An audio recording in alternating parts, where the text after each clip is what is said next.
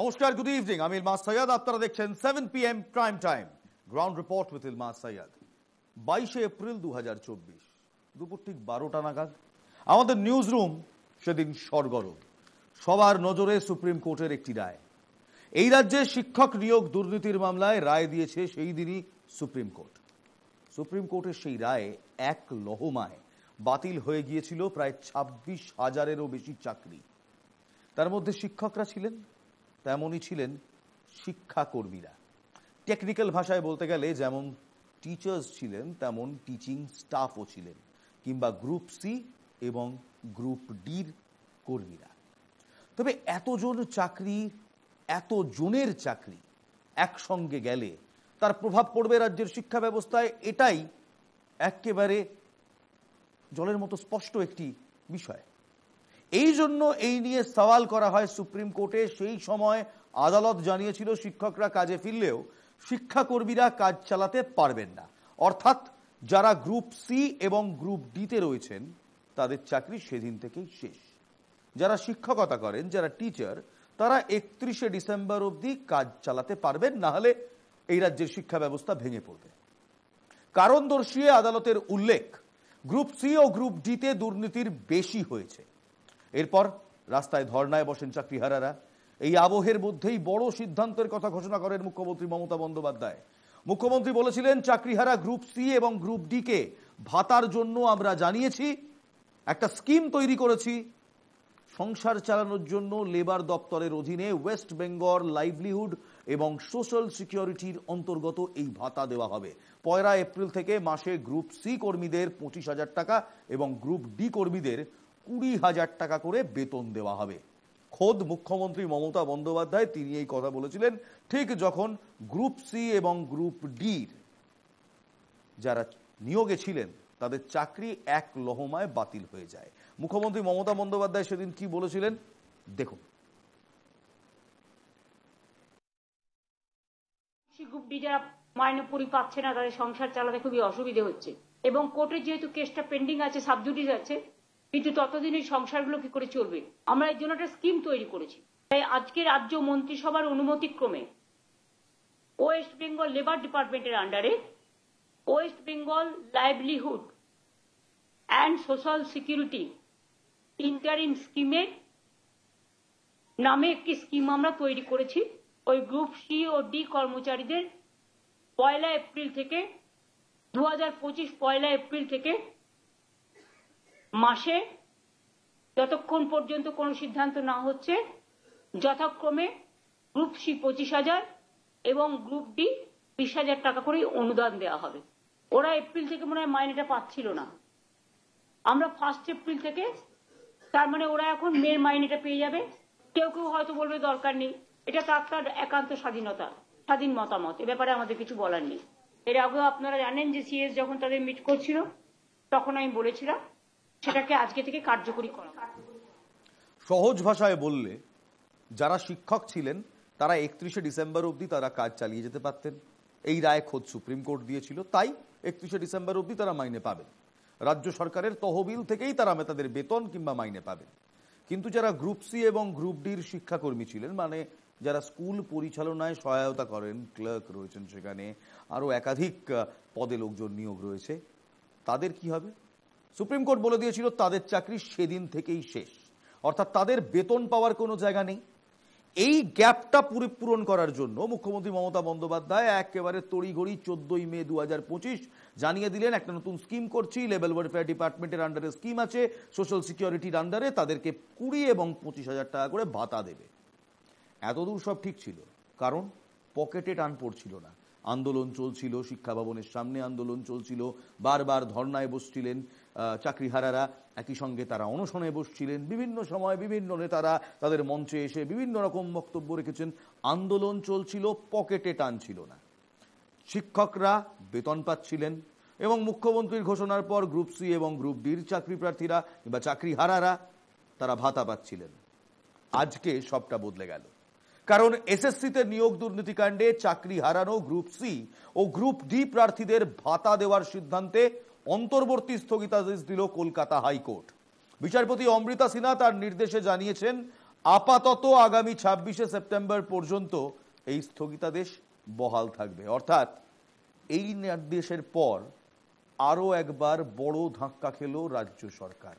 কারণ এই মুহূর্তে রাজ্য সরকার যে প্রমিস করেছিল, যে প্রতিশ্রুতি চাকরিহারা গ্রুপ সি এবং গ্রুপ ডি শিক্ষাকর্মীদের দিয়েছিল, সেই প্রতিশ্রুতি তারা আর রাখতে পারবে না।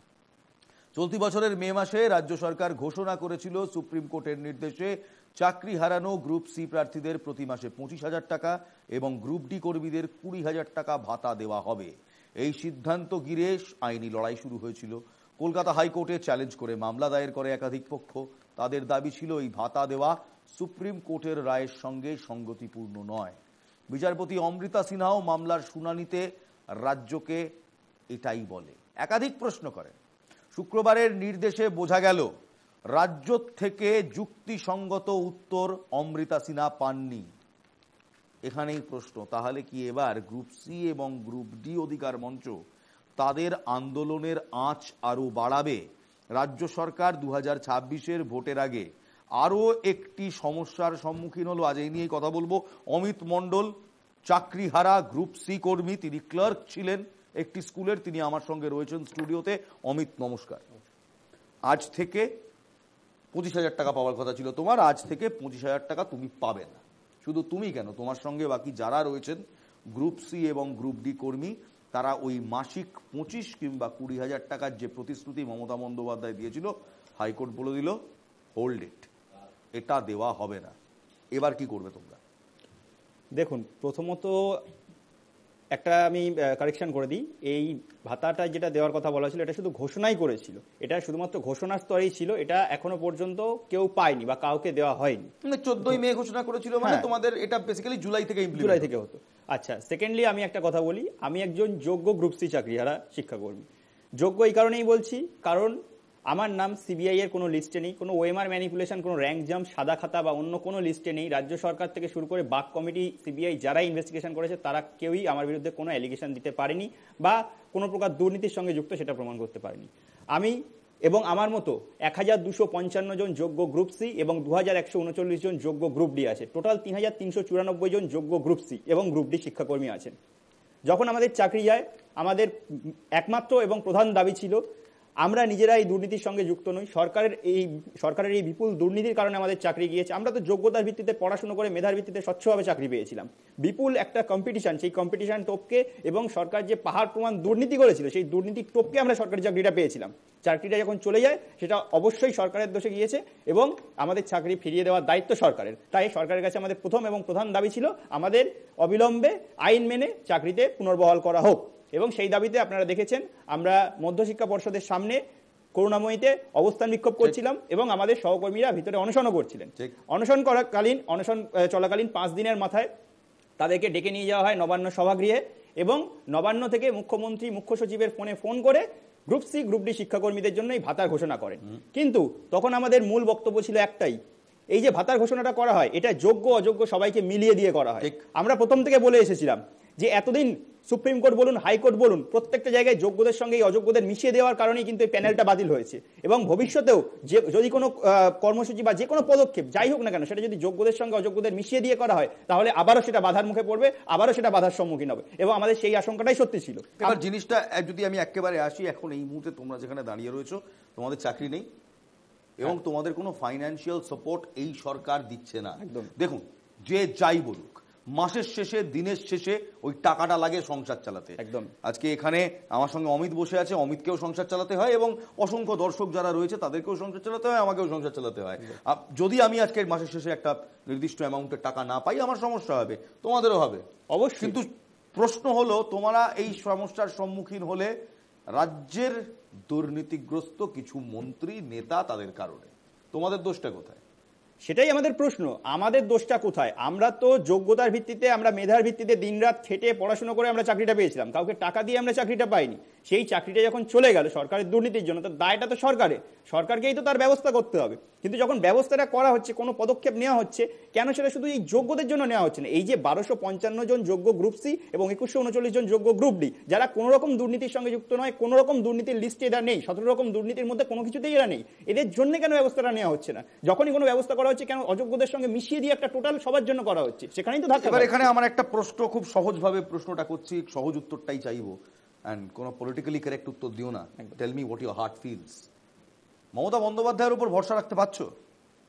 দেখুন, জবে থেকে 22 এপ্রিল 2024 জবে থেকে কলকাতা হাইকোর্টে সম্পূর্ণ প্যানেল বাতিল করা হয়, তবে থেকেই বোঝা গিয়েছিল যে এটা সরকারি দুর্নীতির কারণে হয়েছে। তাই সরকারের প্রতি ভরসা রাখার মতন অবস্থায় আমরা তখন থেকেই নেই। বেশ, এবার এখানেই কলকাতা হাইকোর্টের আজকের নির্দেশের পর আইনজীবী ফিরদৌস শামীমকে আমরা প্রশ্ন করেছিলাম। তিনি বলছেন, পাহাড় প্রমাণ দুর্নীতির প্রমাণ মেলায় সুপ্রিম কোর্ট 26,000 চাকরি বাতিল করেছিল।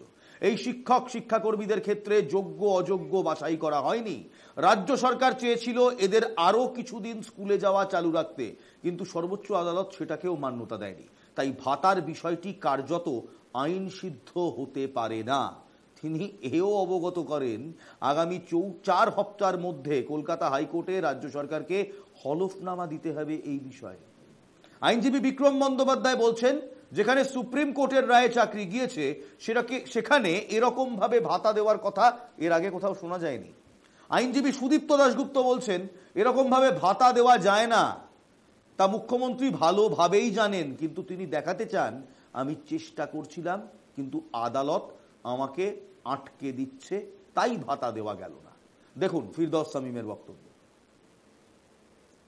মহামান্য বিচারপতি অমৃতা সিনহা রাজ্য সরকার যে গ্রুপ সি এবং গ্রুপ ডি কর্মচারীদের যে ভাতা ইন্টারিম রিলিফ হিসেবে দিতে চেয়েছিলেন, সেটি অন্তর্বর্তীকালীন স্থগিতাদেশ দিয়েছেন এবং 26শে সেপ্টেম্বর পর্যন্ত সেই স্থগিতাদেশ দিয়েছেন। ইন দ্য মিন হোয়াইল রাজ্য সরকারকে 4 সপ্তাহের মধ্যে এফিডেভিট দেবেন তারা, এফিডেভিট অপোজিশনের আকারে। আমরা তার উত্তরে এফিডেভিট রিপ্লাই দেব 2 সপ্তাহের পরে, 2 সপ্তাহের মধ্যে, এবং তারপরে ম্যাটারটি লিবার্টি টু মেনশন করেছেন, অর্থাৎ তারপরে ম্যাটারটি আসবে। অর্থাৎ যে রাজ্য সরকার যে ঘোষণা করেছিল গ্রুপ সি এবং গ্রুপ ডি এমপ্লয়ীদের ইন্টারিম রিলিফ হিসেবে যে ভাতা দেবেন মাসে 20,000 এবং 25,000 আকারে, সেটির অন্তর্বর্তীকালীন স্থগিতাদেশ দিয়েছেন মহামান্য বিচারপতি অমৃতা। যে নোটিফিকেশনটা হয়েছিল ভাতা দেওয়ার জন্য, এটা সম্পূর্ণ বেআইনি, এভাবে দেওয়া যেতে পারে না। যারা চাকরি চলে গেল তাদের মধ্যে অযোগ্য ক্যান্ডিডেট ভর্তি, এই গ্রুপ সি গ্রুপ ডিতে প্রচুর অযোগ্য ক্যান্ডিডেট আছে, তারা ভাতা পেয়ে যাবে একটা পাবলিক এক্সচেকার থেকে, এটা কি করে সম্ভব হয়? আর যেখানে তাহলে তো সেই লজিকে যারা সারা পশ্চিমবাংলার যত বেকার আছে সবাইকে ভাতা দিতে হয়, এটা তো কোনোদিনই সম্ভব হতে পারে না। সেই জন্য আমরা কলকাতা হাইকোর্টের কাছে এটা নিয়ে মামলা করেছিলাম এবং সেটা স্টে দিয়েছে, ইন্টারিম স্টে দিয়েছে টিল 26 সেপ্টেম্বর। তার মাঝে এফিডেভিটসের ডিরেকশন হয়েছে, এফিডেভিট আসবে, তারপরে শুনানি হবে। কারণ এরকমভাবে ভাতা দেওয়ার কথা অন্তত আমি শুনিনি। যাদের চাকরি সুপ্রিম কোর্টের রায়ের ভিত্তিতে চলে গেল, তারা প্রত্যেক মাসে 20,000 25,000 টাকা ভাতা পাবে, এটা কোনো জায়গায় হয়েছে বলে অন্তত আমি দেখিনি।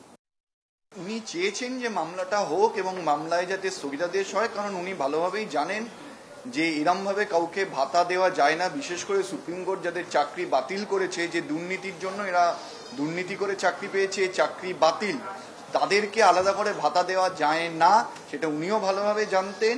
তাই জন্যই এটা করেছে, যাতে করে মামলা হয় এবং কোর্ট স্থগিতাদেশ দেয়, আর ওনাকে যাতে উনি এটা বলতে পারেন যে আমি আপনাদের জন্য চেষ্টা করেছিলাম, কিন্তু কোর্ট আটকে দিল, তাই ভাতা দেওয়া গেল না। শুভেন্দু অধিকারী বলছেন এটা পুরোপুরিভাবে অর্থনৈতিকভাবে একটি অপরাধ। শুভেন্দু অধিকারী বলছেন, শুনুন। এটা কমপ্লিটলি অর্থনৈতিকভাবে অপরাধ, এটা ফিনান্সিয়াল ইনডিসিপ্লিন এবং ট্যাক্স পেয়ারের money, Reserve Bank of India থেকে ধার করা টাকা, স্টেট গভর্নমেন্টের বন্ড বিক্রি করা টাকা এইভাবে দেওয়া যায় না। তাই কোর্টের যে সাময়িক অর্ডার ইন্টারিম স্টে, আমি বিরোধী দলনেতা হিসাবে একে ওয়েলকাম করছি। যদি ভাতা দিতেই হয় তাহলে 2016 সালে গ্রুপ সি ডিতে যতজন অ্যাডমিট কার্ড পেয়েছিল প্রত্যেকের ভাতা দেওয়া উচিত। আমি এখানে একবার অমিতের কাছে আসবো। অমিত, দেখো বিভিন্ন মহলের বিভিন্ন মত। শুভেন্দু অধিকারী তার মতো রাজনীতি করছে, অবশ্যই সেই বিরোধী দলের নেতা সে তোরা রাজনীতি করবে, কিন্তু আমি বলছি যে আইনজীবীরা যে কথাগুলো বলছেন যে মমতা বন্দ্যোপাধ্যায় পুরোটাই ভাঁওতাবাজি করেছেন, বকমলে সেটাই কলমে সেটাই দাঁড়ায় যে মমতা বন্দ্যোপাধ্যায় ভাতার কথা আলোচনা করে বকলমে তোমাদের সঙ্গে ভাঁওতাবাজি করেছেন। তোমরাও কি তাই ভাবছো আইনজীবীদের মতো? দেখুন, আমরা যেটা প্রথমেই বলেছি, আইনজীবীরা যে বক্তব্যটা রাখছেন যে যাদেরকে টাকা ফেরত দিতে বলা হয়েছে, যারা অযোগ্য, যারা পরীক্ষা দিতে পারবে না, তাদেরকে ভাতা দেওয়া হচ্ছে, কথাটা কিছুটা তো সত্যি। কারণ এখানে যদি শুধুমাত্র যোগ্যদের ভাতাটা দেওয়া হতো, যোগ্যদের তো টাকা ফেরত দিতে বলা হয়নি, তাদেরকে তো পরীক্ষায় বসতে না করা হয়নি, তাদেরকে যদি ভাতা দেওয়া হতো তাহলে এই প্রশ্নগুলো আইনজীবীরা করতে পারতেন না, এটা স্বাভাবিক কথা। তাই তাদেরকে যদি ভাতা দেওয়া হতো এই প্রশ্নগুলো উঠতো না। রাজনীতিকরা রাজনীতি করবেন স্বাভাবিক, আইনজীবীদের মধ্যেও রাজনীতিক আছেন, তারাও রাজনীতি করবেন, সেটা স্বাভাবিক। কিন্তু রাজ্যকে তো এই জিনিসগুলোতে আগে থেকে ঠিক রাখতে হতো নিজেকে। তারা যদি ঠিক না রেখে অযোগ্যদেরকেও ভাতা দিতে চায় তাহলে এই প্রশ্নগুলো তো তারা করবেই। আর আইনজীবীদের তোমরাও কি মনে করছো যে মমতা বন্দ্যোপাধ্যায় এই মুহূর্তে তোমাদের সঙ্গে এই ভাতার নাম করে ভাঁওতাবাজি করেছিল? দেখুন, উনি এত বড় রাজনীতিবিদ, উনি কি জানতেন না যে যদি এটা অযোগ্যদেরকেও দেওয়া হয় তাহলে একই রকম প্রশ্নের মুখে পড়বে এতদিন ধরে? তা আমি এটা তো জানি না উনি এটা জানতেন কিনা, বা জানতেন না বা জানতেন, আমার তো এটা জানা নেই। এত বড় একজন রাজনীতিবিদ, উনি নিশ্চয়ই জানতেন, জানা তো উচিত ছিল। আমরা তো বহু রকম ভাবে ওনাদের আধিকারিকদের, মুখ্য সচিবকে পর্যন্ত আমরা বলে এসেছিলাম যে এইভাবে ভাতা যদি অযোগ্যদেরকে দেওয়া হয় তাহলে এটা প্রশ্নের মুখে পড়বে এবং এটা কোনো না কোনো সময় আটকে যাবেই, এবং দেওয়ার আগেই সেটা আটকে গিয়েছে স্বাভাবিকভাবে। শুধু আটকেই যায়নি, এ নিয়ে রীতিমতো রাজনৈতিক তরজাও শুরু হয়ে গিয়েছে। শঙ্কর ঘোষ এবং কুণাল ঘোষ দুজনেই দুটো আলাদা জায়গায়, তারা কি বলছেন এই ভাতা আটকে যাওয়া নিয়ে? Ladies and gentleman, take a very hard look. স্বাগত বা স্বাগত না জানানোর বিষয় নয়, এখানে একদিকে সহানুভূতি মানবিকতার প্রশ্ন আছে, আরেকদিকে এই রাজ্যের সরকার দুর্নীতিকে যেভাবে উৎসাহিত করেছে সেই জায়গায় দাঁড়িয়ে এই ধরনের রায় রাজ্যের সরকারের গালে আরেকটি চপটাঘাত বলেই আমি বলি। সুপ্রিম কোর্টের রায়ে 26,000 চাকরি গিয়েছিল, তাতে একদল বলেছিলেন সকলের চাকরি খেতে হবে এবং একদল পৈশাচিক আনন্দ করেছিলেন। মাননীয় মুখ্যমন্ত্রী পাশে দাঁড়িয়েছেন তাদের যাদের জীবনের ওপর যন্ত্রণা নেবে হলো। রিভিউ পিটিশন হচ্ছে, পাশাপাশি সুপ্রিম কোর্টকে সম্মান দিয়ে পরীক্ষার পদ্ধতি হচ্ছে, এবং তার পাশাপাশি গ্রুপ সি গ্রুপ ডি যারা আচমকা চাকরি হারিয়ে পরিবারগুলো পথে বসেছিল তাদের আর্থিক সুরক্ষা দিতে অন্তর্বর্তীকালীন একটা ভাতা, একটা রিলিফের ব্যবস্থা করেছিলেন মুখ্যমন্ত্রী। সেটা নিয়েও আপত্তি করা হলো এবং আজ কলকাতা হাইকোর্টের মাননীয় বিচারপতি অমৃতা সিনহা তার উপরেও অন্তর্বর্তী স্থগিতাদেশ জারি করলেন। অর্থাৎ মানবিক মুখ্যমন্ত্রী গ্রুপ সি গ্রুপ ডি যারা সদ্য সুপ্রিম কোর্টের রায়ে চাকরি হারা, তাদের সংসার যাতে চলে সেই কারণে মানবিক দিক থেকে একটা অন্তর্বর্তীকালীন রিলিফ দিচ্ছিলেন। সেটা আটকাতেও কারা কোর্টে গেল, কারা কারা কোর্টে গেছে এদের দেখুন, এদের চিহ্নিত করুন। এবং কোর্টকে তো আবার কিছু বলা যাবে না, আমরা তো এমনিতে কোর্টকে শ্রদ্ধা করি, বিচার ব্যবস্থাকে শ্রদ্ধা করি, বিচারপতিদের শ্রদ্ধা করি, কিন্তু দেখুন কারা কোর্টে যায় আর কি অর্ডার নিয়ে বেরোয়।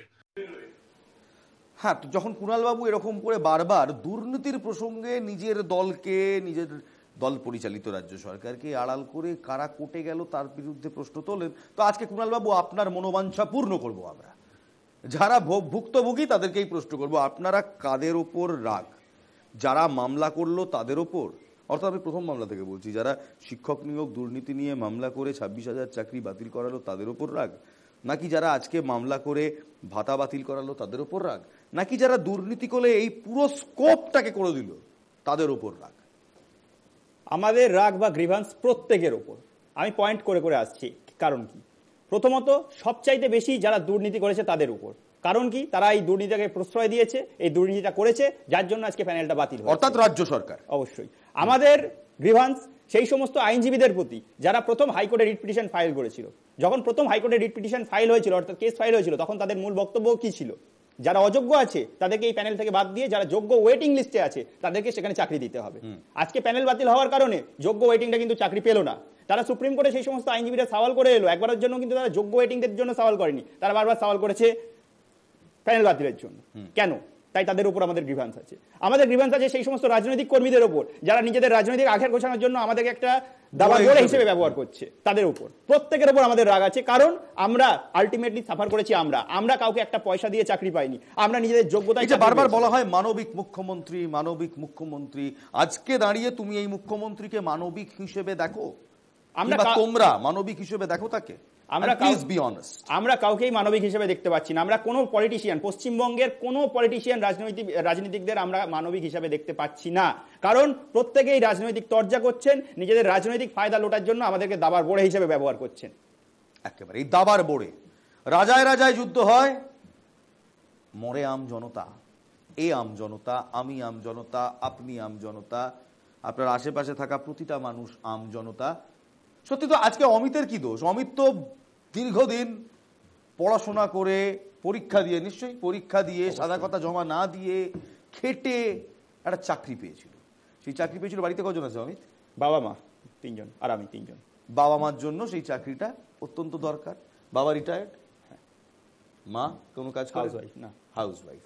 অর্থাৎ এই মুহূর্তে বাবার পেনশন ছাড়া তোমার মাইনে, সেটাই সংসার চালাবার মূলধন বেসিক্যালি তোমার। আজ তার হাতে সেই টাকাটা নেই, শুধু বাবার পেনশনটাই আছে। বাবার পেনশনে যা চলবে চললো। ছেলে এই মুহূর্ত শিক্ষিত, চাকরি পাওয়ার পরও আজ দুর্নীতির কারণে বেকার এবং ব্যাংক্রাফট। ব্যাংক্রাফট শব্দটা কেন বললাম? কারণ মাসে মাসে সে টাকাটা পাবে না, সে মাইনেটা পাবে না। ভাবুন তো, যদি আপনার চাকরি এরকম এক লহমায় অন্য কারো দুর্নীতির জন্য চলে যায় এবং আপনার মাস মাইনে বন্ধ হয়ে যায়, আপনি কি করবেন? এই ছেলেমেয়েরা, এই চাকরিহারারা বিকাশ ভবনের সামনে টানা অনশন করছেন। অনশনে রয়েছেন 2 জন চাকরিহারা। এই মুহূর্তে মোট 18 জন অনশন করছেন এখনো পর্যন্ত। কিন্তু এর মধ্যে অসুস্থ হয়ে পড়েছেন 16 জন। 18 জন বসেছিলেন, 16 জন অসুস্থ, 2 জন এখনো লড়ে যাচ্ছে। তাদের অনেকেই এখন হাসপাতালে ভর্তি, হাসপাতাল থেকে ছুটি হয়ে গিয়েছে আবার অনেকের। এই অনশন ওবায়দুর রহমান, MN রাজ, এই 2 জন চালিয়ে যাচ্ছে। আমাদের প্রশ্ন একটাই, এই অনশন, নিজেদের উপর অত্যাচার, তোমরা তো এককালে নিজেদের উপর অত্যাচারই করছো। দিনের পর দিন রাস্তার সামনে বসে থেকেও 14 তলার ওপরে কিংবা এসি ঘরে বসে থাকা সেই রাজনীতিক নেতা মন্ত্রীদের আদৌ কোনো যায় আসছে? আজকে Amit, are you just a vote bank? আপনি কি শুধু একজন ভোট, একটি ভোট, নাকি আপনার এই রক্ত মাংসে গড়া শরীরের দাম আছে এই রাজ্য সরকারের কাছে, এই রাজ্যের রাজনীতিকদের কাছে? কি মনে হয়? আমার তো মনে হয় আমরা ভোট ব্যাংক ছাড়া কিছু নই। এবং দ্বিতীয়ত, আমরা যেহেতু সংখ্যায় কম এত, ফলে আমাদের ভোটেরও তেমন হয়তো দাম নেই সরকারের কাছে, যার জন্যই এটা করা হচ্ছে। আজকে যদি আমরা একটা বিশাল সংখ্যায় হতাম, তাদের ভোটে যদি অনেক দাম থাকতো, তাহলে হয়তো সরকার অন্যরকম ভাবে ভাবতেও পারতো। তা এখন কি করবে?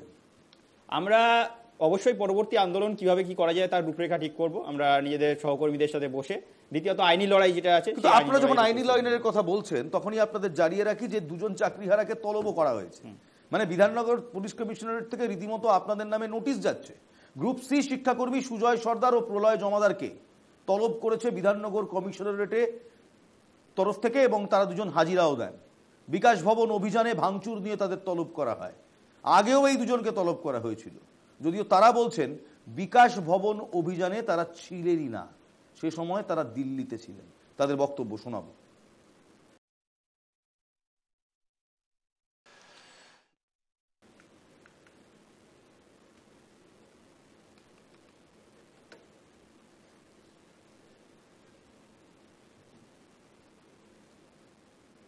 এই যে বারবার আপনাদের তলব করা হয়, বারবার আপনারা পুলিশের কাছে যান, আপনাদের নামে একাধিক অভিযোগ থাকে, আপনাদের চাকরি গেল, দুর্নীতি করলো রাজ্য। আর এই কথা আমার নয়, কথা মহামান্য সুপ্রিম কোর্টের। মহামান্য সুপ্রিম কোর্ট একেবারে তার ভার্ডিক্টে বড় বড় করে লিখে দিয়েছিল প্রাতিষ্ঠানিক দুর্নীতি হয়েছে।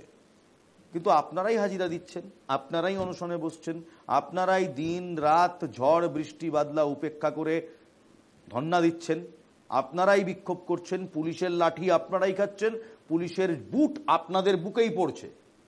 নেতা মন্ত্রীরা তো এসব পোহাতে হচ্ছে না।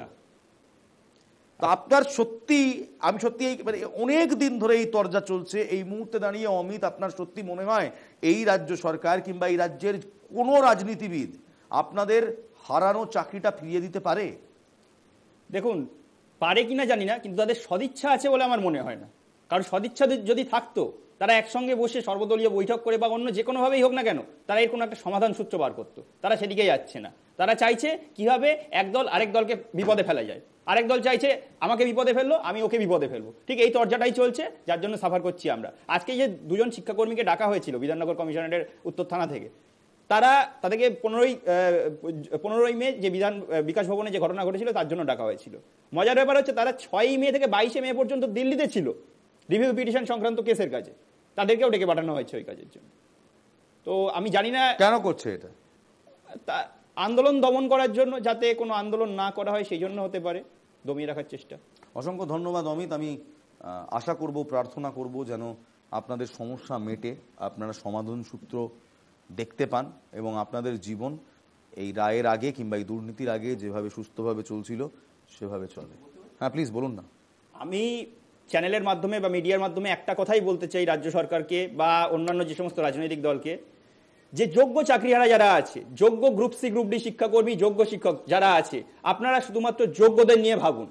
আপনারা এর আগেও অযোগ্যদের সঙ্গে একসঙ্গে মেলাতে গিয়ে এই সমস্ত ব্লান্ডারগুলো করেছেন।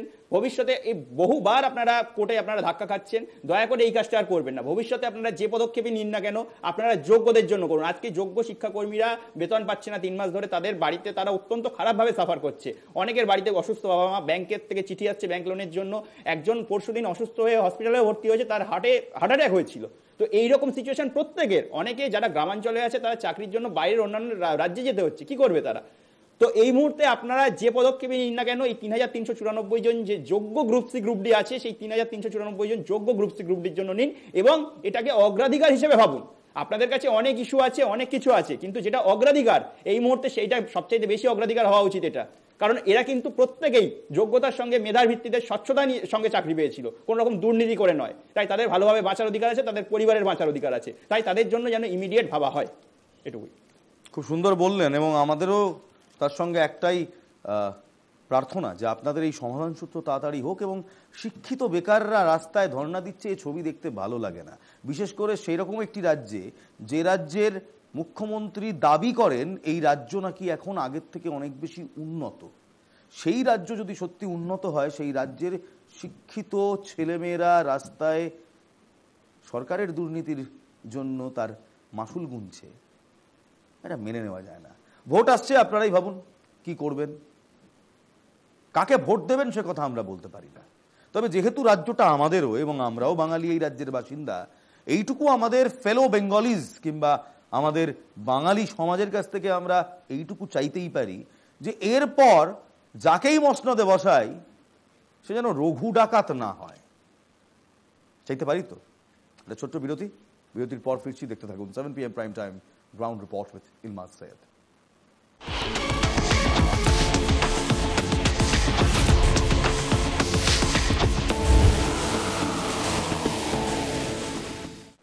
বন্যা, টানা বৃষ্টির ফলে এই মুহূর্তে ফুলে ফেপে উঠেছে শিলাবতী নদী, আর তাতেই গড়বেতা ও চন্দ্রকোনা এলাকায় তৈরি হয়েছে ঘোর বন্যার পরিস্থিতি। বৃহস্পতিবার সকাল থেকেই নদীর জলস্রোত দ্রুত বাড়ছে। জেলা প্রশাসন সূত্রে খবর, গড়বেতা 1 এবং 2 নম্বর ব্লকের অন্তত 13টি অঞ্চলে এই মুহূর্তে বিস্তীর্ণ এলাকায় জল ঢুকে পড়েছে। বহু ঘরবাড়ি ও চাষের জমি প্লাবিত। 1978 সাল শেষবার এমন বন্যা দেখেছিল মেদিনীপুর, আর তারপর এমন বন্যার এমন ভয়াল রূপ এর আগে পশ্চিম মেদিনীপুরের গড়বেতা দেখেনি। কিন্তু এবছর তারই সাক্ষী থাকলো গড়বেতা। সবচেয়ে গুরুতর অবস্থায় তৈরি হয়েছে মাইতো এলাকায়। সেখানকার একটি প্রধান রাস্তা আচমকা ভেঙে পড়েছে নদীর জলচাপের কারণে। এর জেরে বাঁকুড়া এবং পশ্চিম মেদিনীপুর জেলার মধ্যে সড়ক যোগাযোগ এক প্রকার বিচ্ছিন্ন হয়ে গেছে বলেই আপনি বলতে পারেন। ফলে এই মুহূর্তে প্রশাসনের দুশ্চিন্তা আরো বাড়ছে। শুধু গড়বেতা নয়, পাশে চন্দ্রকোনা 2 নম্বর ব্লকেও পরিস্থিতি ক্রমশই জটিল হয়ে উঠছে। নদীর জল ঢুকে পড়ছে চৈতন্যপুর, কেশাডাল, নিত্যানন্দপুর এবং ঘোষকিরা সহ একাধিক গ্রামে। নদীর ওপর নির্মিত কাঠের বা বাঁশের সাঁকোগুলি এখন ডুবে গেছে জলের তলায়। রাতের অন্ধকারে বহু মানুষ আটকে পড়ছেন গ্রামাঞ্চলে। যাতায়াতে তৈরি হচ্ছে চরম বিপর্যয়। এখানকার মানুষের কি বক্তব্য শুনুন।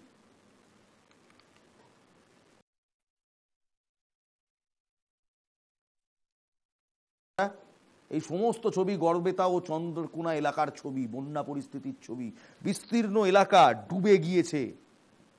এরকম ভয়ানক পরিস্থিতি 1978 সালের পর থেকে মানুষ দেখেনি, অন্তত পশ্চিম মেদিনীপুরের মানুষ তো দেখেনি। রাজ্যের দুর্যোগ নিয়ে নবান্নে জরুরি বৈঠক করছেন মুখ্য সচিব। সূত্রের খবর, নবান্নর পক্ষ থেকে 3 জেলায় পাঠানো হচ্ছে বিশেষ দল।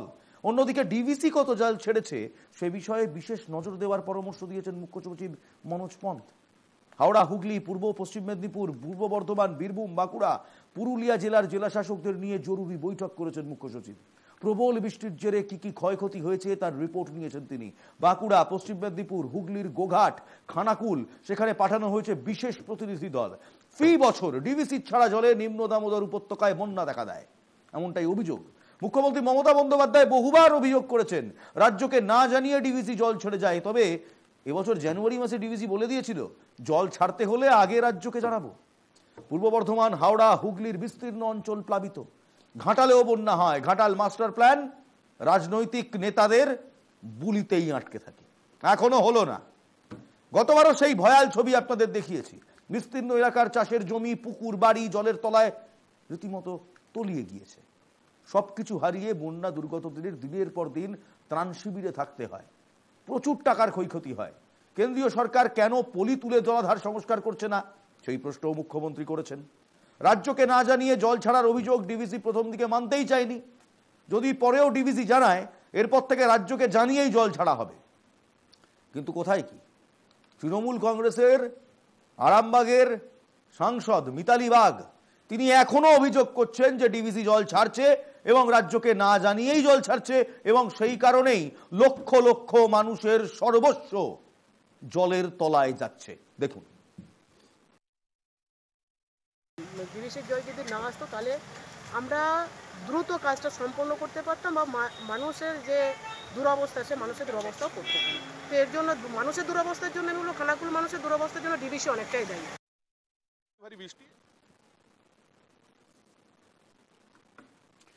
অন্যদিকে নতুন করে যাতে কোনো রকম পরিস্থিতির সমস্যা না হয় সেদিকেও কিন্তু লোকজন নজর রাখছে। নতুন করে বৃষ্টি না হওয়ায় পরিস্থিতি তুলনামূলক ভালো হয়েছে উত্তরবঙ্গের।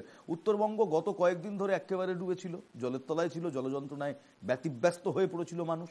বৃহস্পতিবার পাহাড়ে ধসের খবর পাওয়া গিয়েছিল, পাশাপাশি জলস্তর বেড়ে যাওয়ায় রাস্তার কিছু অংশ তিস্তার গর্ভে চলে গিয়েছিল। শুক্রবার এই পরিস্থিতির উন্নতি হয়েছে। ঝাড়খণ্ডের অতি ভারী বৃষ্টির জেরে মাইথন ও পাঞ্চেত থেকে 35,000 কিউসেক জল ছাড়া হয়েছে। গতকাল ছাড়া হয়েছে 35,000 কিউসেক জল। সেখান থেকে আমাদের একটি প্রতিবেদন তুলে ধরছেন প্রতিনিধি Soumitra Ganguly. Take a hard look, ladies and gentleman.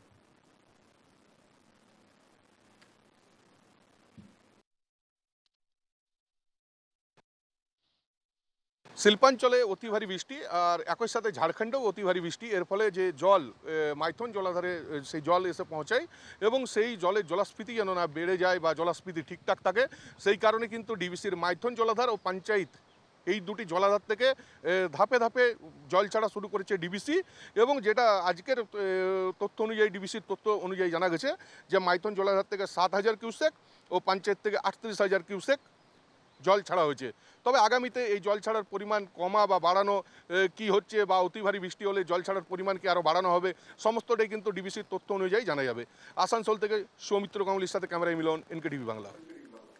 দুর্গাপুরের দিকে চোখ রাখবো, কারণ দুর্গাপুর ব্যারেজ থেকে বাড়ানো হচ্ছে জল ছাড়ার পরিমাণ। টানা বৃষ্টির জেরে জলের পরিমাণ বাড়ানো হচ্ছে দুর্গাপুর ব্যারেজ থেকে। শুক্রবার সকালে 41,600 কিউসেক জল ছাড়া হয়েছে। তবে জল ছাড়ার পরিমাণ এভাবে বাড়ানো হলে প্লাবিত হওয়ার আশঙ্কায় রয়েছে বর্ধমান, হাওড়া, হুগলি ও বাঁকুড়ার একাংশ। তবে এখনই আতঙ্কিত হওয়ার কিছু নেই, জানাচ্ছে সেচ দপ্তরের মন্ত্রীরা। দুর্গাপুর ব্যারেজ পরিদর্শনে আজ রাজ্যের সেচ মন্ত্রী মানস ভূঁইয়া গিয়েছিলেন। দামোদরের ড্রেজিং নিয়ে মুখ্যমন্ত্রী বারবার চিঠি দেওয়ার পরেও গুরুত্ব দিচ্ছে না কেন্দ্র। ব্যারেজ পরিদর্শনে গিয়ে কেন্দ্রকে তোপ দিলেন সেচমন্ত্রী। মানস ভূঁইয়ার অভিযোগ, কেন্দ্রীয় সরকারের তরফে ড্রেজিং এর ব্যবস্থা না করায় বৃষ্টির মরশুমে সমস্যায় পড়তে হচ্ছে সাধারণ মানুষকে। কেন্দ্রের ঢিলেমির জন্য দামোদর নদে ড্রেজিং করা যাচ্ছে না। সেচমন্ত্রীর সঙ্গে ব্যারেজ পরিদর্শনে যান বাঁকুড়ার জেলা শাসকও। কি বলছেন সেচমন্ত্রী এবং কি বলছেন প্রশাসনিক আধিকারিকরা? Take a hard look. Tenughat নিয়ে আমাদের বক্তব্য মুখ্যমন্ত্রী মমতা বন্দ্যোপাধ্যায় বারবার বলেছেন, আমার দপ্তর বলেছে, আমি বলেছি, we are trying hour level best. যাতে তেনুঘাটকে কন্ট্রোল ওয়েতে অপারেট করা যায়। এছাড়া আমাদের ইঞ্জিনিয়াররা, ডিজাস্টার ম্যানেজমেন্ট ডিপার্টমেন্ট, স্বয়ং মুখ্যমন্ত্রী নজর রেখেছেন পাঞ্চেত, মাইথন এবং দুর্গাপুর ব্যারেজের জল ছাড়া। আজকে 41,000 কিউসিক জল ছাড়া হচ্ছে। আমাদের চিফ ইঞ্জিনিয়ার দেখুন, আমার সচিব মনীষ জানকে নিয়ে হুগলিতে বসে আছে, টিম আসছে। আজকে আমার বাঁকুড়াতেও আমাদের সচিবরা আসছেন মুখ্যমন্ত্রীর নির্দেশে। আমিও ছুটে এসেছি মুখ্যমন্ত্রী মমতা বন্দ্যোপাধ্যায়ের নির্দেশে। এই মুহূর্তে আমরা সরাসরি একবার লালবাজারের দিকে চোখ রাখবো, তারপর আমরা আবার ফিরবো খবরে।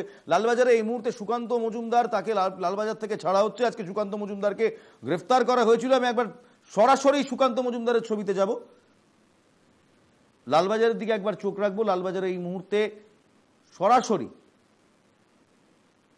সুকান্ত মজুমদারকে ছাড়া হচ্ছে। সুকান্ত মজুমদার বেরিয়ে আসছেন লালবাজার থেকে। লালবাজারে আজকে আমরা দেখেছিলাম কিছুক্ষণ আগেই রীতিমতো ধুন্ধুমার পরিস্থিতি হয়ে গিয়েছিল। বিজেপি কর্মীরা লালবাজারের সামনে রীতিমতো টায়ার জ্বালিয়ে বিক্ষোভ দেখান। সুকান্ত মজুমদারকে ছাড়তে হবে এই অভিযোগে গ্রেফতার দেখান। এই মুহূর্তে ছবি দেখছেন আপনারা। সেখানে কি বক্তব্য হচ্ছে, কি পরিস্থিতি, সেখানে একবার সরাসরি যাব আমাদের প্রতিনিধির কাছে। দেখুন,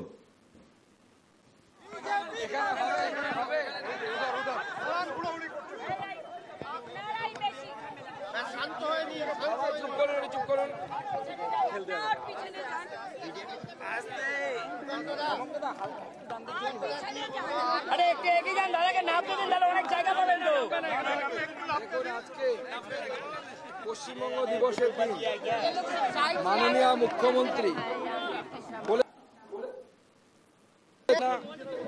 পশ্চিমবঙ্গ দিবস উনি পালন করতে দেবেন না। আজকে তার জন্য প্রতি পদে আমরা বাধা পেলাম। আমাদের যেভাবে রজত শুক্র ব্যানার্জির মতো একজন বিদেশের মাটিতে ভারতের প্রতিনিধি হয়ে, পশ্চিমবঙ্গের প্রতিনিধি হয়ে 25 বছর ধরে তিনি চিকিৎসা করেছেন, সেই ডাক্তার তাকে মেরে পুলিশ ভ্যানে তুলেছে। তাকে একজন ফরেন সিটিজেনকে, উনি ইউকের পাসপোর্ট হোল্ডার, কিন্তু তারপরেও যেভাবে একজন ডাক্তারবাবুকে যেভাবে তোলা হলো, এটাকে মেনে নেওয়া যায় না। আজকে গণতন্ত্র আরো একবার ভুলুণ্ঠিত হলো রাস্তায় মমতা বন্দ্যোপাধ্যায়ের জন্য। এবং অভিষেক বন্দ্যোপাধ্যায় তার প্রতিবেশীকে অ্যারেস্ট করেন। যে ব্যক্তি তার নিজের প্রতিবেশীর হতে পারে না, সে কি জনগণের হতে পারে? আমি এই পশ্চিমবঙ্গের মানুষের কাছে এই প্রশ্নটা করতে চাই। একজন সাংসদ যিনি তার প্রতিবেশীর খোঁজ রাখেন না, প্রতিবেশীকে অ্যারেস্ট করান, এবং কি অজুহাতে? পুলিশ এখনো পর্যন্ত জানাননি যে আমাকে কেন অ্যারেস্ট করা হয়েছে। যদি অভিষেক বন্দ্যোপাধ্যায়ের বাড়ি হয়ে থাকে, আমি প্রশ্ন করতে চাই, আমার কাছে অভিষেক বন্দ্যোপাধ্যায়ের মোবাইলে তার ইলেকশনের এফিডেভিট আছে, সেখানে অভিষেক বন্দ্যোপাধ্যায় দাবি করছেন তার কোনো নিজস্ব বাড়ি নেই। তাহলে প্রশ্ন, অভিষেক বন্দ্যোপাধ্যায়ের এফিডেভিটটা ভুল নাকি পুলিশ যেটা বলছে সেটা ভুল? আর অভিষেক বন্দ্যোপাধ্যায়ের বাড়ি থাকার পর যদি বাড়ি হয় ওটা, তার পাশের বাড়িতে যাওয়া যাবে না? কোন আইনে যাওয়া যাবে না? আইনটা কি?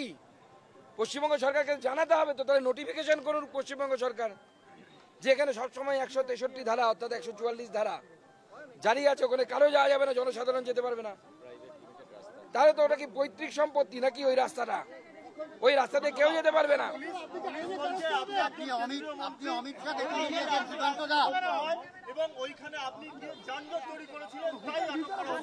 একদম মিথ্যে কথা।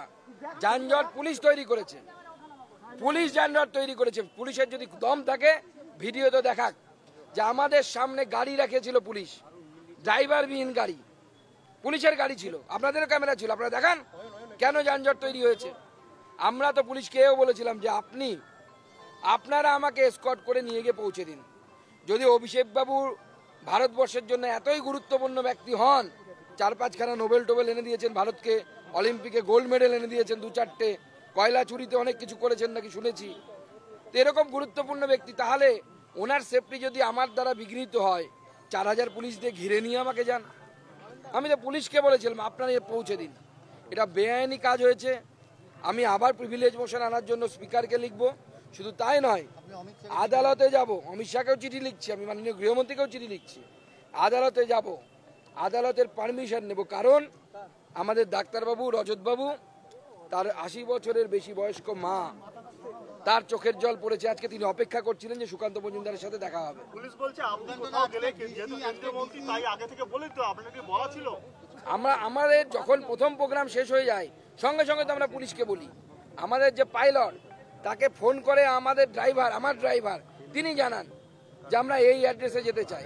এমনকি ওখানে 1 ঘন্টা দাঁড়িয়ে থাকার অবস্থায় আমরা পুলিশকে বারবার অ্যাড্রেস দেখাই, তার ভিজুয়ালস আপনাদের কাছে আছে, আমার কাছেও আছে, যে আমি বলেছি এই অ্যাড্রেসে আমাকে পৌঁছে দিন, 186B হরিশ মুখার্জি রোড।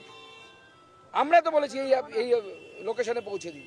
এমনকি আমি এও বলেছিলাম যদি আপনাদের মনে হয় আমাকে পুলিশের ভ্যানে করে পৌঁছে দিন, কোনো অসুবিধা নেই। তারপরেও যেভাবে আটকানো হলো, কেন অভিষেক বন্দ্যোপাধ্যায়ের বাড়ির পাশের বাড়িতে অন্য কেউ যেতে পারবে না? এবং সব থেকে বড় কথা, যখন যিনি বাড়ির মালিক তিনি আমাকে নিতে এসেছেন, আপনারা বাড়িতে যাওয়ার সময় কাউকে বলে যান নাকি? আর শুধু সুকান্ত মজুমদার নেই, আমাদের পার্টির অনেক কর্মীরা গেছিলেন ওনার বাড়িতে, প্রত্যেককে আটকানো হয়েছে। কেন আটকানো হবে? এত বড় ব্যক্তি হয়ে গেছেন উনি, ভারতবর্ষের জন্য এত গুরুত্বপূর্ণ। কি করেছেন ভারতবর্ষের জন্য? কি অবদান আছে ভারতবর্ষের জন্য? বিজ্ঞান গবেষণা করে কিছু পাবলিকেশন করে গেছেন, মানতাম। করেছেন অলিম্পিকে মেডেল নিয়ে এসছেন, তাও মানতাম। জনগণের জন্য কাজ করে, যে বাড়ির পাশের লোকের খবর রাখে না, সে জনগণের কাজ করবে। পিসির আঁচলের নিচে থেকে হাডুডু খেলতে বলুন, আর সকালবেলা উঠে জিমে গিয়ে ব্যায়াম করতে বলুন, আর সাপ্লিমেন্ট খেতে বলুন, ওই দিয়ে ওনার চলবে। অবশ্যই আদালতের দ্বারস্থ হবো। আমি ওই বাড়িতে যাব। পুলিশ আপনাদেরকে বলেছে তো যে আগে থেকে জানালে পরে যেতে দেবে, আমি আগে থেকে জানাবো, দেখবেন আবার যেতে দেবে না। তারপরে প্রয়োজনে কোর্টে যাব, কোর্টে গিয়ে ওই বাড়িতে যাব, যে মা যার চোখের জল আজকে অভিষেক ব্যানার্জি এবং কলকাতা পুলিশ ফেলতে বাধ্য করেছে, সেই 86 বছর বয়স্কা মহিলা, যার পরিবার ভারতের জন্য স্বাধীনতা সংগ্রাম করা পরিবার। তৃণমূল কংগ্রেসের অভিষেক ব্যানার্জির পরিবারে কেউ স্বাধীনতা সংগ্রাম করেছে বলে আমার তো অন্ততপক্ষে জানা নেই। তো অন্ততপক্ষে সম্মানটা করতে জানুন। 25 বছর একটি একটি বিদেশে এক কাজ করে আসা ডাক্তারবাবুকে এইভাবে তুলে না এনে না, তাকে আমন্ত্রণ করে গিয়ে নবান্নে গিয়ে মুখ্যমন্ত্রী শোনা উচিত যে স্বাস্থ্য ব্যবস্থাটা কিভাবে কিভাবে চললে আমরা আগামী দিনে ভালো জায়গায় পৌঁছতে পারবো, সেইটা নেওয়া উচিত। প্রশ্নটা তো আপনি সঠিক করেছেন, কিন্তু ভুল জায়গায় করেছেন। মমতা বন্দ্যোপাধ্যায়কে করা উচিত। উনি কখনো বলছেন হাফ প্যান্ট মন্ত্রী, আমি তো হাফ প্যান্ট পরে থাকি না। সব থেকে দুঃখের বিষয় হচ্ছে 11 সালে ওনার দলের 6 জন হাফ প্যান্ট মন্ত্রী ছিল, যদি আমি হাফ প্যান্ট মন্ত্রী হই। এমনকি মমতা বন্দ্যোপাধ্যায় নিজের জীবনের প্রথম দিকের হাফ প্যান্ট মন্ত্রী ছিলেন, যদি উনি আমাকে হাফ প্যান্ট মন্ত্রী হতে, এমওএস যদি হাফ প্যান্ট মন্ত্রী হয়। বাংলা থেকে একজন মন্ত্রী হয়েছে, সেটা পছন্দ হচ্ছে না ওনার। আসল বাংলা বিরোধী যদি কেউ থাকে তা হচ্ছে মমতা বন্দ্যোপাধ্যায়। বাংলা মদ ছাড়া অন্য কোনো কিছুকে উনি ভালোবাসেন না, কারণ ওটা বিক্রি হলে ওনার কামাই হয়, সরকারের কামাই হয়। আর আজকে পশ্চিমবঙ্গ দিবসকে যেভাবে উনি পালন করতে বাধা দিলেন, পশ্চিমবঙ্গ দিবসের দিন পশ্চিমবঙ্গের একজন যশস্বী ডাক্তারকে কলার ধরে ওনার পুলিশ মেরেছে, ওনার কাছে শুনুন, মেরেছে ওনার পুলিশ, মেরে যেভাবে অত্যাচার করা হলো এবং পশ্চিমবঙ্গ তৈরির ইতিহাসকে যেভাবে ভুলে দেওয়ার চেষ্টা করা হচ্ছে মমতা বন্দ্যোপাধ্যায়ের তরফ থেকে। সময় আসছে জনতা প্রত্যেকটার হিসেব নেবে। আর সেই দিন আসছে যেদিন অভিষেক বন্দ্যোপাধ্যায়ের বাড়ির সামনে হাজার হাজার মানুষ দাঁড়িয়ে থেকে বলবে, তুমি ওই বাড়ি থেকে বেরো, ওটা জনগণের বাড়ি, জনগণের দখল। চিকিৎসক আতঙ্কে ভুগছেন, উনি ভাবছেন যে মেডিকেল কাউন্সিলের চিঠির পর নতুন কোনো ব্যবস্থা নেওয়া হতে পারে। আতঙ্কে ভুগছেন উনি এখানে তো চিকিৎসাই করেন না চিকিৎসক হিসেবে, তো কোথা থেকে আতঙ্কে ভরবেন? মেডিকেল কাউন্সিল তারই উপরেই কাজ করতে পারে। মেডিকেল কাউন্সিল হচ্ছে MCI, medical council of India. তো ইন্ডিয়ার বাইরে যিনি ডাক্তারি করেছেন তার উপরে কি স্টেপ নেবেন? আর ওটা মেডিকেল কাউন্সিল তো কম। এখন সব ডাক্তারবাবুরা না, কিছু ডাক্তারবাবু তো তৃণমূলের গুন্ডাতে পরিণত হয়েছে, কুকুরের ডায়ালাইসিস করায় আর বাদ বাকি ভোটের সময় মারামারি করে ছাপ্পা মারে। ডাক্তারবাবুদের ভোটে ছাপ্পা পড়ে। সন্দীপ ঘোষ এই MCI এর আরেকটা লিডার, সে তো জেলের ভেতরে।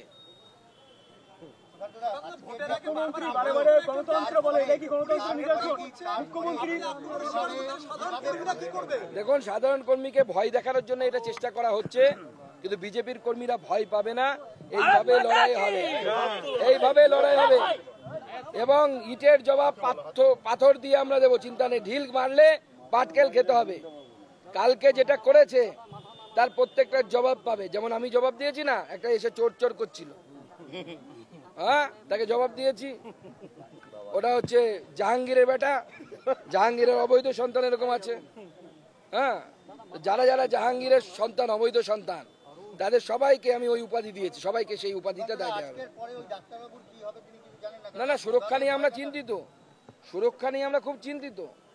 তৃণমূল কংগ্রেসের আমলে যা কিছু হতে পারে, অভিষেক বন্দ্যোপাধ্যায় ওনাকে মারিয়েও দিতে পারেন।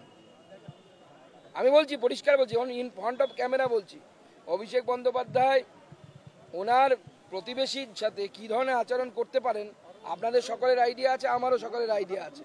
আমরা সেই জন্য ওনার সিকিউরিটি নিয়ে চিন্তিত এবং আমরা প্রশাসনের কাছ থেকে বিশেষ আশা করব, বিশেষ করে রাজ্যপালের কাছে আমরা আবেদন জানাবো এই ডাক্তারবাবুর সুরক্ষার ব্যবস্থা করার জন্য।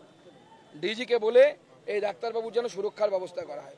অভিষেক ব্যানার্জির বাড়ির সামনে এত সুরক্ষা যদি থাকতে পারে, 2-4টে পুলিশ ডাক্তারবাবুর জন্য রাখা যেতে পারে। যদি যেতে হয়, বাঙালিদের থেকে লজ্জার আর কি আছে? বাঙালি তখন দেখতে পাচ্ছে বাংলাদেশি নাগরিকদেরকেও ভারতে টেনে এনে আনছেন মমতা বন্দ্যোপাধ্যায় ভোট ব্যাংকের জন্য। আর এই ধরনের প্রথিতযশা যারা ডাক্তারবাবু, তাদেরকে ভারতে ফিরে আসার ইচ্ছে থাকলেও তাদেরকে ভারত ছেড়ে পালানোর জন্য ব্যবস্থা করছে মমতা বন্দ্যোপাধ্যায় এবং তার দলবল। কি বার্তা যাবে আজকের এই ডাক্তারবাবুকে যেভাবে অ্যারেস্ট করা, কি বার্তা যাবে পশ্চিমবঙ্গের বাইরের ডাক্তারের, কি বার্তা যাবে? অন্ধের কি দিন কি রাত। মমতা বন্দ্যোপাধ্যায় পশ্চিমবঙ্গের রেপুটেশন বলে কিছু রেখেছে? কয়লা চুরি, বালি চুরি, মন্ত্রীর উপরে হামলা, জেপি নাড্ডার উপরে হামলা, শিক্ষকের 26,000 চাকরি চলে যাওয়া, অভয়াকাণ্ড, তাকে ধামাচাপা দেয়া, মমতা বন্দ্যোপাধ্যায়ের কোলের ছেলে সন্দীপ ঘোষ এখন এই মুহূর্তে জেলে, প্রাক্তন শিক্ষামন্ত্রী বান্ধবী সহ জেলে, আরো কয়েকটা অপেক্ষা করছে, যাবো করছে, কোন সময় যাবে, কোন সময় পা পিছলে যাবে বলে বোঝা যাচ্ছে না, ভাইপো কোন দিন ঢুকে যাবে সেটা বোঝা যাচ্ছে না। আর কালকে যদি আমি সময় পাই, পুলিশের চুরির দুর্নীতির কাগজ আমার কাছে এসেছে, কালকে ওটাও দেখাবো আপনাদেরকে, নতুন জিনিস দেখবেন। এতদিন শুনতাম চোর চুরি করে পুলিশ ধরে, এবার পুলিশের চুরির এফআইআর কালকে দেখাবো আপনাদের সাথে, শেয়ার করবো।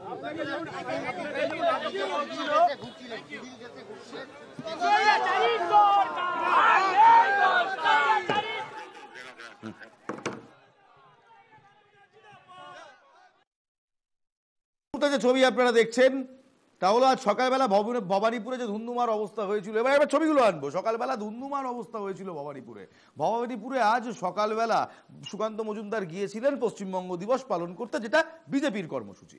সেখানে গিয়ে সুকান্ত মজুমদার রীতিমতো পুলিশের বাধার সামনে পড়েন। তারপর সেখানে দাঁড়িয়ে হঠাৎ করে সুকান্ত মজুমদার ঠিক করেন তিনি রজত শুভ্র বন্দ্যোপাধ্যায় চিকিৎসক, সেই রজত শুভ্র বন্দ্যোপাধ্যায়ের বাড়িতে যাবেন।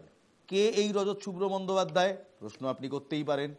এই রজত শুভ্র বন্দ্যোপাধ্যায় মমতা বন্দ্যোপাধ্যায় যখন কেলগ কলেজে ভাষণ দিচ্ছিলেন 28শে মার্চ, ওই যে অক্সফোর্ড নাকি লম্বা লম্বা চিঠি, ওখানে গিয়ে অক্সফোর্ডে গিয়ে তিনি ভাষণ দেবেন, সেই কেলগ কলেজে যখন তিনি ভাষণ দিচ্ছিলেন 28শে মার্চ, তখন যারা সেখানে তার বিরোধিতা করে ধর্ণা দিয়েছিলেন, স্লোগান দিয়েছিলেন, ইনি তাদেরই একজন। সেই রজত শুভ্র বন্দ্যোপাধ্যায়ের সঙ্গে আজ দেখা করবেন বলে ঠিক করেন সুকান্ত মজুমদার, এবং তারপরেই ভবানীপুরে সুকান্ত মজুমদারকে ঘিরে ধুন্ধুমার পরিস্থিতি হয়। দেখুন সেই ছবি আপনাদের দেখাবো, রীতিমতো ধুন্ধুমার পরিস্থিতি হয়। রজত শুভ্র বন্দ্যোপাধ্যায়ের বাড়ি যাওয়া নিয়ে সেখানে সুকান্ত মজুমদার যেতে চেয়েছেন, সেটাকে ঘিরে তারপর পুলিশ রজত শুভ্র বন্দ্যোপাধ্যায় এবং একই সঙ্গে সুকান্ত মজুমদার দুজনকেই আটক করে। এই হচ্ছে সেই ছবি। কেলগ কলেজে রজত শুভ্র বন্দ্যোপাধ্যায় মমতা বন্দ্যোপাধ্যায়ের বিরুদ্ধে স্লোগান দিচ্ছেন, এই কারণেই এত প্রিয়প্রাপ্ত এই মুহূর্তে সুকান্ত মজুমদারদের। But that's the different thing. একটা মানুষের নিজস্ব রাজনৈতিক অবস্থান থাকতেই পারে, কিন্তু তাই বলে আজ সুকান্ত মজুমদার রজত শুভ্র বন্দ্যোপাধ্যায়ের বাড়ি যাবে তাই নিয়ে পুলিশের এত মাথা ব্যথা কেন? পুলিশ কেন আটকাচ্ছে? আজকে কি হলো সেই ছবি দেখাবো। সকাল থেকে রীতিমতো সুকান্ত মজুমদারের গাড়ি ঘিরে ধরে ধুন্ধুমার পরিস্থিতি, পুলিশ এই মারে কি সেই মারে, সেই পুরো সমস্যা চলল রাত অবধি। সুকান্ত মজুমদারকে গ্রেপ্তার করা হলো, রজত শুভ্র বন্দ্যোপাধ্যায়কে আটকানো হলো। রজত শুভ্র বন্দ্যোপাধ্যায় আধ ঘন্টা আগে 6:30 নাগাদ তিনি ছাড়া পান। ছাড়া পেয়ে তিনি কি বললেন, রজত শুভ্র বন্দ্যোপাধ্যায়ের বক্তব্য শুনবো। লালবাজারের আমার কিছু বলার নেই। আমি দেখুন 25 বছর একটা সভ্য সুশিক্ষিত দেশে ছিলাম, তো আমার এরকম এক্সপিরিয়েন্স হয়নি যে আমার বাড়িতে কেউ দেখা করতে আসবে, তার সঙ্গে গিয়ে আমায় দেখা করতে হবে পুলিশ কর্ডনের মাঝে। আবার তিনি একজন গণ্যমান্য ব্যক্তি, তিনি একজন মিনিস্টার, আমি তার সঙ্গে দেখা করতে গিয়ে মাঝখান থেকে মানে চোর পকেট মারের মতো তুলে নিয়ে গেল। এটা এখন আমি হাসছি, বাট মানে I was really panic stricken. এক সময় অসুস্থ বোধ করছিলেন ভেতরে? আমি ভীষণ অসুস্থ বোধ করছিলাম ওই সময়। যেভাবে আমাকে গাড়িতে তুলে নিয়েছে, ওভাবে কোনো ভদ্র মানুষকে ওইভাবে মানে চোর পকেট মার কেউ ওইভাবে করে না। তবে আমেরিকায় দেখেছি কিছু কিছু সময় রাইট পুলিশ ওইরকম ধরনের কাজ করে থাকে। তা আমি সেরকম রাইট করেছি বলে মনে হয় না। আমি একজন বন্ধুর সঙ্গে দেখা করতে গেছিলাম, ওনার আজকে প্রথম আমার বাড়ির আসার কথা। So that was a very bad experience. বলছি Abhishek Bandyopadhyay high security zone আপনার বাড়ির কাছাকাছি, তাই বাধা দেওয়া হয়েছে পুলিশের তরফে। কিসের জন্য high security zone? I don't know. একটা ক্লাস 10 না ক্লাস 8 পাস করা ছেলে, তার কোটি টাকার মালিক, সে ওখানে রয়েছে, তাদের জন্য আমাদের সমস্ত জনজীবন বিপর্যস্ত। এইটার প্রশ্ন আমি আপনাদের কাছে রাখলাম, আপনারা একসময় এর জবাবটা দেবেন। কয়েকটা প্রশ্ন তো আমাদেরও আছে। আমার বাড়ির পাশে যদি কোনো নেতা মন্ত্রীর বাড়ি হয়, তাহলে আমার বাড়িতে কেউ দেখা করতে আসবে না, মানে আসতে পারবে না? কেমন এই এই এই পুলিশের এই যুক্তির সঙ্গে আমি মমতা বন্দ্যোপাধ্যায় 2011 সালে মুখ্যমন্ত্রী হওয়ার পরে তার যে বক্তব্য ছিল যে আমার জন্য পাবলিকের কোনো সমস্যা হবে না, তিনি কনভয় নিতেন না।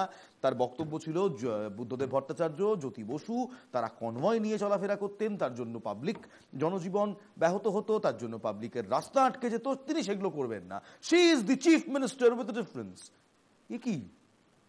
তার পরিবারের একজনের বাড়ি তার ঠিক পাশে, হ্যাঁ তিনি সাংসদও বটে, তিনি তৃণমূল কংগ্রেসের জেনারেল সেক্রেটারি, কিন্তু তৃণমূল কংগ্রেসের জেনারেল সেক্রেটারি হওয়ার কারণে তাকে এত নিরাপত্তা যে সেখানে অন্য কারো বাড়ি থাকতে তার বাড়িতে কেউ দেখা করতে যেতে পারবে না। এ বড় অদ্ভুত যুক্তি অ্যাটলিস্ট আমাদের কাছে। এবং দ্বিতীয়ত আরো একটি প্রশ্ন হচ্ছে, কোনো বিদেশি নাগরিককে আমাদের ভারতের পুলিশ কিংবা কলকাতা পুলিশ এভাবে আটক করতে পারে? পারে, আইন বলছে পারে, সে ইউকের সিটিজেন হলেও পারে, যদি তার বিরুদ্ধে ভারতের আইন বিরোধী কার্যকলাপের প্রমাণ থাকে, ক্রিমিনাল অ্যাক্টিভিটির প্রমাণ থাকে। কিন্তু কাউকে নিজের বাড়িতে নেমন্তন্ন করা কিংবা কাউকে নিজের বাড়িতে আমন্ত্রণ জানানো, তাকে রাস্তা থেকে রিসিভ করে নিয়ে আসাটা ভারতের কোন সংবিধানের কোন আইনের পরিপন্থী? ভারতের কোন সংবিধানে কোন আইনে ভারতীয় নয় সংহিতার কত নম্বর ধারায় লেখা আছে যদি কেউ কাউকে রাস্তা থেকে রিসিভ করে আনে, নিজের কোনো বাড়ির আত্মীয়কে, কোনো নিমন্ত্রিতকে রিসিভ করে আনে, সেটা আইনত অপরাধ। তাই এই মুহূর্তে রজত শুভ্র বন্দ্যোপাধ্যায়কে কলকাতা পুলিশ যে তড়িঘড়ি আটক করলেন, এই নিয়ে রিপারকেশনস কিন্তু আনফর্চুনেটলি বিদেশ মন্ত্রক অব্দি পৌঁছতে পারে। আর পৌঁছলেও আমরা খুব একটা চমকাবো না, কারণ কোনো ফরেন ন্যাশনালসকে, specifically if he is holding a UK passport, you cannot detain him like that. Shiv ঠাকুরের আপন দেশে আইন কানুন সর্বনেশে। তাই বলে যে শিব ঠাকুরের দেশে বাস করে না, শিব ঠাকুরের দেশের নাগরিক নয়, তার জন্য তো সর্বনেশে আইন চালানো যায় না, তাই না? ভোট আসছে, ভালো করে ভাবুন, ভাবা প্র্যাকটিস করুন। দেখা হবে আগামীকাল ঠিক সন্ধ্যে 7টায়। ভাবতে থাকুন, দেখতে থাকুন NK TV বাংলা। জয় হিন্দ।